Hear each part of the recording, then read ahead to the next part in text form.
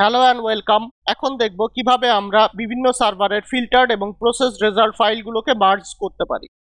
আমাদের ফিল্টার্ড এবং process result ফাইলগুলো আছে হচ্ছে এখানে এই ফোল্ডারে। এখানে এটাকে যদি আমরা ওপেন করি, এখানে আমরা দেখতে পাচ্ছি অনেক ইনফরমেশন আছে যেগুলো আমাদের পরবর্তীতে লাগবে না, সুতরাং সেগুলোকে আমরা ডিলিট করে দিতে পারি। এখানে আমাদের ফাইলগুলোকে মার্জ করার জন্য কাস্টম এসএনপি আইডি অথবা একটা কমন কলাম লাগবে, সুতরাং সেটা রেখে এবং প্রেডিকশন রেজাল্টগুলো রেখে বাকিগুলোকে আমরা ডিলিট করে দিতে পারি। এখানে আমরা যেমন দেখতে পাচ্ছি এটা হচ্ছে কাস্টম এসএনপি আইডি এবং এখানে বিভিন্ন ধরনের প্রেডিকশন আছে। এখানে আমরা বায়োস্টেলের প্রেডিকশনটা দেখতে পাচ্ছি, বাকিগুলোকে আমরা ডিলিট করে দিতে পারি। আমরা রেজাল্ট ফাইলগুলো মার্জিং এর বিস্তারিত প্রিভিয়াসলি আলোচনা করেছি, সুতরাং সেগুলোকে আমরা এখানে রিপিট করছি না।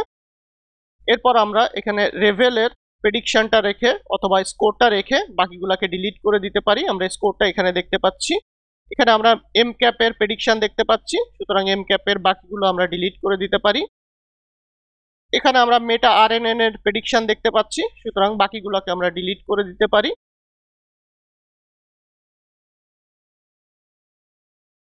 এখানে আমরা মেটা এলআর এর প্রেডিকশন দেখতে পাচ্ছি, সুতরাং বাকিগুলোকে আমরা ডিলিট করে দেই। এখানে আমরা মেটা এসভিএম এর প্রেডিকশন দেখতে পাচ্ছি, সুতরাং এরপরে আগের যে ইনফরমেশন গুলো আছে সেগুলোকে আমরা ডিলিট করে দিতে পারি।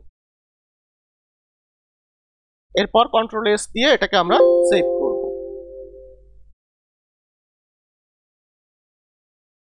এখন যদি আমরা এই ফাইলে যাই,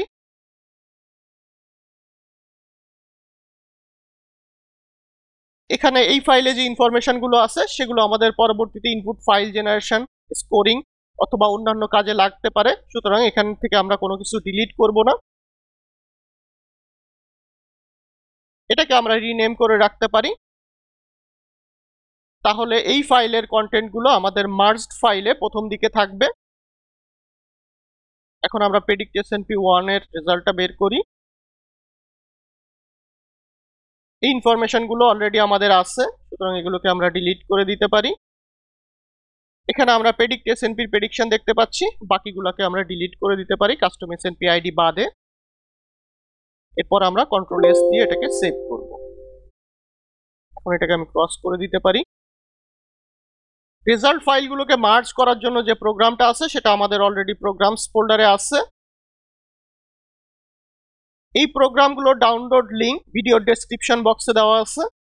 এখানে আমরা দেখতে পাচ্ছি এই যে প্রোগ্রামটা আছে merging underscore result underscore files, এটা দিয়ে আমরা ফাইলগুলোকে মার্জ করতে পারি, মানে একটা ফাইলে আনতে পারি। এখন তাহলে দেখি আমরা কিভাবে এই প্রোগ্রামটা রান দিতে পারি। প্রথমেই আমাদের ওয়ার্কিং ডিরেক্টরি ফুল পাথটা কপি করতে হবে, এরপর আমাদের উইন্ডোজ পাওয়ার শেলে যেতে হবে। এখানে আমাদের সিডি দিয়ে আমরা ওয়ার্কিং ডিরেক্টরিতে যাব। প্রোগ্রামটা যেহেতু প্রোগ্রামস ফোল্ডারের ভিতরে আছে, আমাদের দিতে হবে ./programs, এরপরে আমাদের প্রোগ্রামটার নাম। এখন -h দিলে আমরা অপশনগুলো এবং অপশনগুলোর বিস্তারিত দেখতে পাবো। আমরা অপশনগুলোর বিস্তারিত প্রিভিয়াসলি আলোচনা করেছি, সুতরাং সেগুলোকে আমরা রিপিট করছি না। আমরা যদি সংক্ষেপে বলি তাহলে প্রথমে -i দিয়ে আমাদের ইনপুট ফোল্ডারের নামটা দিয়ে দিতে হবে। এরপর -c দিয়ে custom S&P ID column name, মানে যে কমন কলামের বেসিসে এই ফাইলটা মার্জ হবে সেই কলামটার নাম, এবং প্রতিটা ফাইলে কলামের নামটা সেম থাকতে হবে। এরপর -o দিয়ে আমাদের আউটপুট ফাইলের একটা নাম দিতে হবে। এখন তাহলে আমরা প্রোগ্রামটা রান দেই। -i দিয়ে আমাদের ইনপুট ফোল্ডারের নাম দিতে হবে, সেটা হচ্ছে 23_f4_result_processed। এরপর আমাদের -c দিয়ে কাস্টম এসএনপি আইডি কলাম নেমটা দিতে হবে।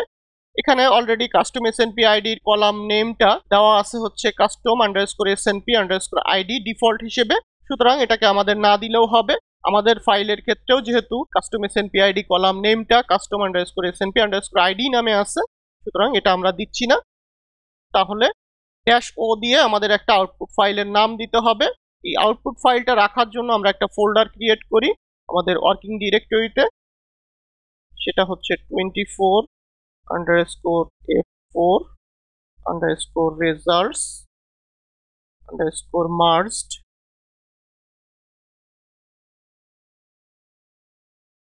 তাহলে আমরা ফাইলটা কোন ফোল্ডারে রাখতে চাই সেটা হচ্ছে 24_f4_results_marged। কি নামে রাখতে চাই সেটা হচ্ছে f4_results_marged.csv। এখন আমরা এন্টার দেই। আমাদের প্রোগ্রামটা রান হয়ে গিয়েছে। এখন যদি আমরা রেজাল্ট ফাইলটা দেখি,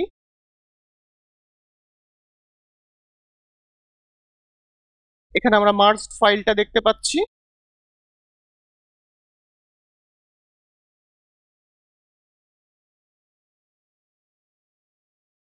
এখানে আমরা দেখতে পাচ্ছি আমাদের বিভিন্ন সার্ভারের প্রেডিকশন রেজাল্ট গুলো মার্জ হয়ে গিয়েছে। এখন তাহলে দেখলাম কিভাবে আমরা বিভিন্ন সার্ভারের ফিল্টার্ড এবং প্রসেসড রেজাল্ট ফাইলগুলোকে মার্জ করতে পারি। Thank you everyone.